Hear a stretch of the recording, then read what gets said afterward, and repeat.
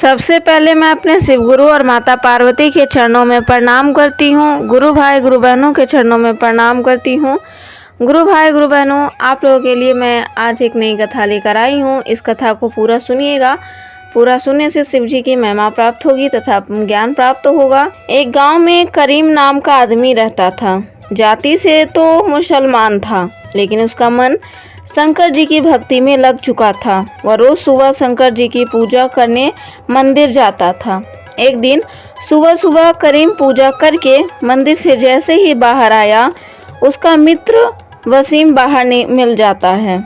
करीम को मंदिर में पूजा करता देख वसीम पूछता है, करीम भाई, तुम मुसलमान होकर हिंदुओं के भगवान शंकर की पूजा क्यों कर रहे हो? मुसलमान को सिर्फ अल्लाह ही इबादत करनी चाहिए। तुम कहाँ इन भगवान के चक्कर में पड़ गए हो? करीम बड़ी शालीनता से जवाब दिया, वसीम भाई, अल्लाह, भगवान, ईसा मसीह सब एक ही हैं। ये जाति धर्म इंसानों ने बनाया है, भगवान ने नहीं। भगवान एक ही हैं। तुम्हें जिस रूप में पसंद आ जाए उनकी इबादत में लग जाओ। जाति और धर्म के नाम पर हम इंसानों को भेदभाव नहीं रखना चाहिए। करीम की इस बात सुनकर वसीम को गुस्सा आ गया। बोला, तुम्हें मुसलमान होने के नाते अपने अल्लाह की इबादत करनी चाहिए। अगर तुम ऐसा नहीं करोगे तो सारे मुसलमान भाइयों से रिश्ता तोड़ लो और हिंदू बन जाओ। धिक्कार है तुम पर। आज से हमारी दोस्ती खत्म।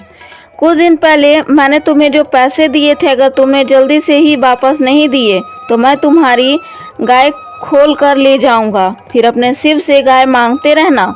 धमकी देकर वसीम गुस्से में वहां से चला जाता है।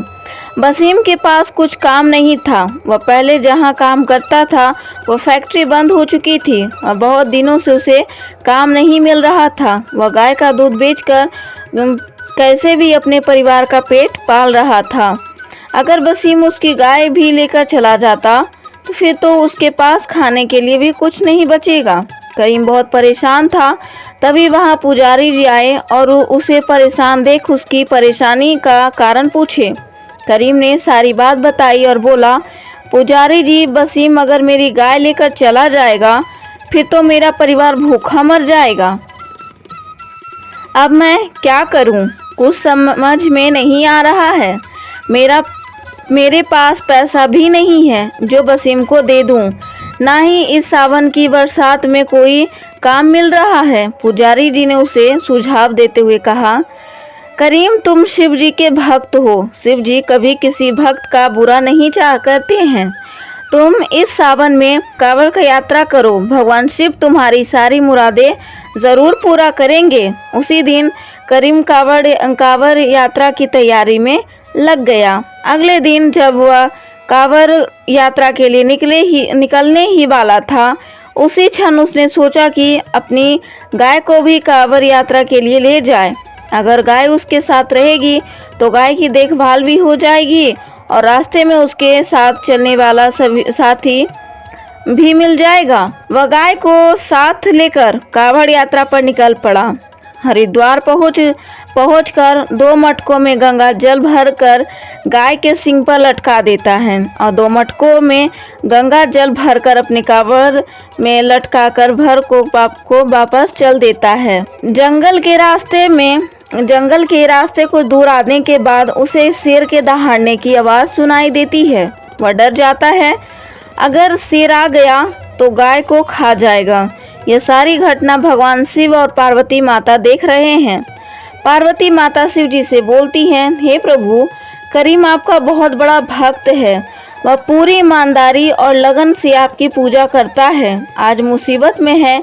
अगर आपने कुछ नहीं किया तो वह शेर ना उन दोनों को खा ना जाए और उसका विश्वास टूट जाएगा।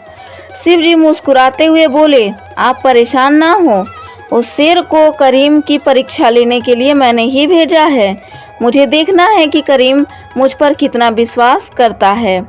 उधर करीम के सामने शेर आ चुका रहता है। करीम मन ही मन सोचता है, कुछ भी हो जाए मैं अपनी गाय की रक्षा जरूर करूँगा।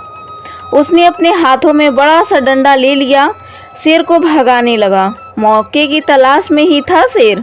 जैसे ही हमला करेगा वह डंडे से उसके सिर पर मारेगा। लेकिन तुरंत ही करीम को पुजारी जी की बातें याद आई। उन्होंने बोला था, कावड़ यात्रा के दौरान हिंसा नहीं करना चाहिए। हर परिस्थितियों में भोले बाबा पर विश्वास रखना चाहिए। करीम ने डंडा फेंक दिया। आंखें बंद करके भोले शंकर जी की प्रार्थना करने लगा, हे भोलेनाथ, मेरी और मेरी गाय की रक्षा करना। शेर उनकी तरफ आगे बढ़ने लगता है। यह देखते हुए भी करीम हाथ जोड़कर भगवान को याद करता रहता है। जब शेर करीम के बिल्कुल पास आ गया और हमला करने ही वाला था, तभी स्वयं भोलेनाथ उनके बीच प्रकट हो गए। शेर उन्हें देखते ही वापस चला गया। करीम भोलेनाथ को सामने देख बहुत प्रसन्न हुआ। उन्हें प्रणाम करते हुए बोला, आपके दर्शन पाकर मैं धन्य हो गया प्रभु। मुझे पूरा विश्वास था कि जो आपकी आराधना करता है, आप अवश्य ही उसकी रक्षा करते हैं। शिवजी ने कहा, करीम, मैं तुम्हारी भक्ति से बहुत प्रसन्न हूँ, मांगो तुम्हें क्या चाहिए। करीम बोला, प्रभु, मुझे आपके दर्शन प्राप्त हो गए, जिससे मैं धन्य हो गया। मेरा जीवन सफल हो गया। मुझे और कुछ नहीं चाहिए। मैं बस यही चाहता हूँ कि संसार में सब लोग मिलजुल कर रहें, जाति और धर्म के नाम पर लोगों के बीच भेदभाव ना करें। भोलेनाथ बहुत प्रसन्न हुए, उसे आशीर्वाद देकर चले गए। करीम वहां से खुशी खुशी मंदिर गया, भोलेनाथ को जल चढ़ाया और अपनी गाय के साथ वापस लौटा। घर आते ही उसे देखा, उसके घर में ढेर सारे मटकों में सोना चांदी भरा हुआ था, जिन्हें देख वह बहुत खुश हुआ। वह समझ गया यह भोलेनाथ की कृपा से हुआ है। उसमें से थोड़ा धन अपने भी मित्र वसीम को देने गया और कांवड़ यात्रा की सारी घटना उसको सुनाया। वसीम को अपनी गलती पर एहसास हुआ। बोला, अब यह वह जाति और धर्म के नाम पर भेदभाव नहीं करेगा। यह संदेश पूरे गांव को मिल चुका था। पूरा गांव मिलजुल कर रहने लगा। गुरु भाई गुरु बहनों, इस कहानी से यह शिक्षा मिलती है, इंसानियत और मानवता की सबसे बड़ा धर्म है। जाति और धर्म के नाम पर हमें भेदभाव नहीं करना चाहिए। इंसान को अपने धर्म पर विश्वास और दूसरे धर्म की इज्जत करनी चाहिए। गुरु भाई गुरु बहनों, मैं दूसरी कथा भी आप लोगों के लिए लेकर आई हूँ। इस कथा को भी पूरा सुनिएगा। एक गांव में बनिया जाति के पति पत्नी मंदिर में रहते थे। वो दोनों आंखों से अंधे थे। उनके पास ना तो धन था, ना दौलत थी, औलाद थी, और वह शिव जी के बहुत बड़े भक्त थे। हर रोज विधि विधान के साथ शिव जी की पूजा करते थे।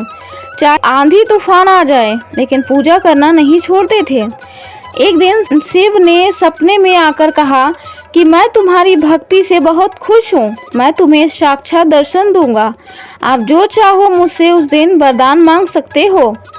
आप दोनों पति पत्नी ने यह बात आपस में एक दूसरे को बताई तो दोनों इस सोच में पड़ गए, हमारे पास ना तो आंखें हैं, ना औलाद है, ना धन है, और हमें इन तीनों की ज़रूरत है। अब किस तरह से भगवान से वरदान मांगा जाए। पति पत्नी दोनों सोचने लग जाते हैं। आखिरकार वो दिन आ ही गया जब शिव ने साक्षात दर्शन दिए। तभी शिव जी कहते हैं पति पत्नी से, मैं तुम दोनों की भक्ति से बहुत खुश हूँ और आज आप जो चाहे मुझसे वरदान मांग सकते हो। पति पत्नी ने दोनों हाथ जोड़कर शिव से बोले, वैसे तो हम दोनों इस जिंदगी में भी खुश हैं, और अगर आप हमें वरदान देना ही चाहते हैं तो हम दोनों अपने पुत्र को सोने की थाल में खाना खाते हुए देखना चाहते हैं। एक ही बार शिव से तीनों वरदान मांग लिए और शिव का वरदान उनको देना पड़ा। उनकी तीनों इच्छाएं एक साथ पूरी हो गई।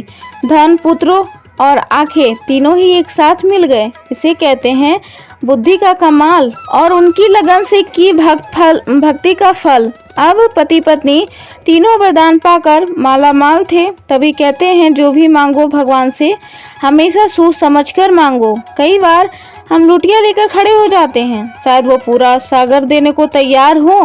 वो अंतर्यामी और तीनों लोगों का देव हैं और कुछ भी दे सकते हैं, लेकिन हमारा मांगने का तरीका अच्छा होना चाहिए। बुद्धि के बल पर छोटा और अनपढ़ आदमी भी बहुत बड़ा काम कर सकता है। गुरु भाई गुरु बहनों, इंसान की शक्ल चाहे कैसी भी हो, लेकिन वह बुद्धि के बल पर बहुत कुछ कर सकता है। इंसान की बुद्धि शक्ल से ज़्यादा महत्वपूर्ण होती है। तो गुरु भाई गुरु बहनों, अगर मेरी वीडियो अच्छी लगी हो तो मेरी वीडियो को लाइक करें, शेयर करें, और अगर मेरे चैनल पर नए हैं तो मेरे चैनल को जल्दी से सब्सक्राइब कर लें और कमेंट में एक प्यारा सा हर हर महादेव ज़रूर लिख दें। लिख देने से आपकी हर मनोकामना पूर्ण होगी, आपके माता पिता की लंबी आयु होगी। मैं शिव जी और माता पार्वती की प्रार्थना करूंगी कि आपके माता पिता की लंबी आयु हो और आपकी हर मनोकामना पूर्ण हो। वीडियो में बोलते समय अगर मुझसे गलती हो तो मैं क्षमा चाहती हूँ। हर हर महादेव, घर घर महादेव।